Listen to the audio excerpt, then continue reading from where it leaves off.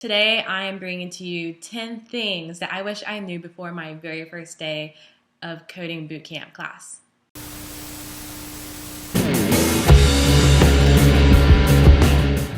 So, I was going to say 100 years ago.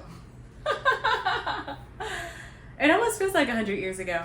7 years ago, can you believe it?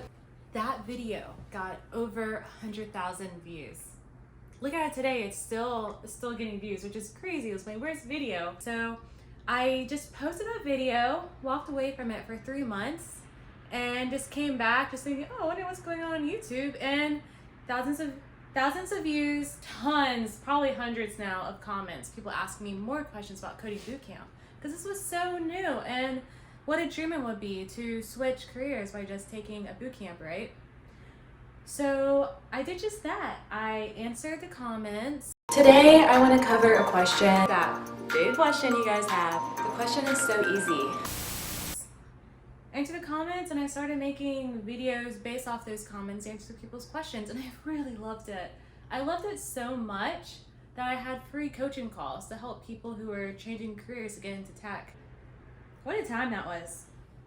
I sound like an old person. What a time that was. But I mean, it's crazy because I eventually became the coding bootcamp YouTuber. That's not what I wanted. Nope. But you know, I accepted it for what it is, right? I was helping people and I was sharing my journey, and that was helping people. And that was okay for that time. What was it, 2017? But then once it got 2018 of being the bootcamp girl and I was transitioning into user experience, I had so much resistance that I just dreaded uploading videos. Even though this was part of my job, I just felt resistant to making more UX videos while still getting asked about coding bootcamp, which is still probably gonna happen on this channel. But essentially, I just knew something had to change. I had to really go inward and think about, why am I making these videos? Do I like making these videos? Am I making them for myself or making them to help people? Am I getting any more enjoyment by helping people get into tech? I just really had to dive a bit deeper into my why. I mean, I was getting interviewed on podcasts, not to brag, but a couple of podcasts asked to interview me and talk about my journey of switching careers, which was really cool. But I wasn't really excited about it. I still did them, wasn't really stoked on it, which I think says a lot. And so my time away allowed me to reflect more, not only on myself, and I also did get to focus a bit more on my career. But geez, like I didn't ask to be a YouTuber. I didn't ask to be the coding bootcamp girl. You know, I've heard people say that you don't pick your niche on YouTube, you actually are chosen by YouTube. The chosen one. Not quite. But yeah, you don't pick your niche, allegedly. I feel differently today. I feel like a lot has changed since then. But I'll tell you one thing that hasn't changed is that I miss you guys. I miss the community we once had. I miss being able to help other people.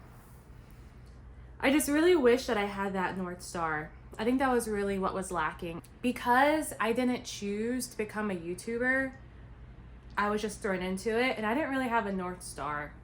I didn't know what to do with all of the engagement from all the videos, to be honest, which is kind of crazy. And you know, you see it kind of with other viral videos, but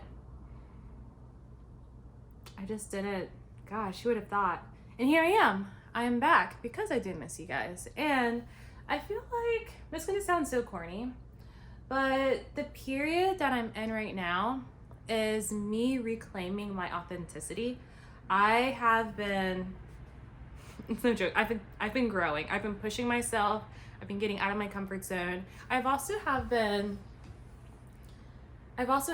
calling, or what's another word? Like peeling away the things in my life that don't serve me, or they just don't represent who I want to be.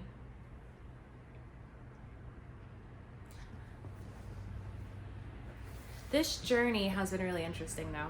I'm not sure, maybe you guys have experienced it. It's kind of like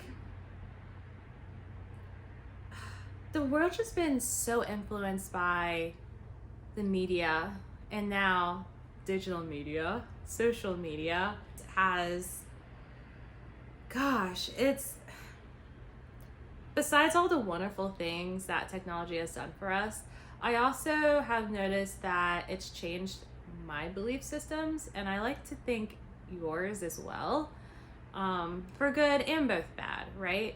And I came to this conclusion when I was just on this walk, and I was thinking, what thoughts are really mine? And what thoughts are actually what other people think I should be thinking?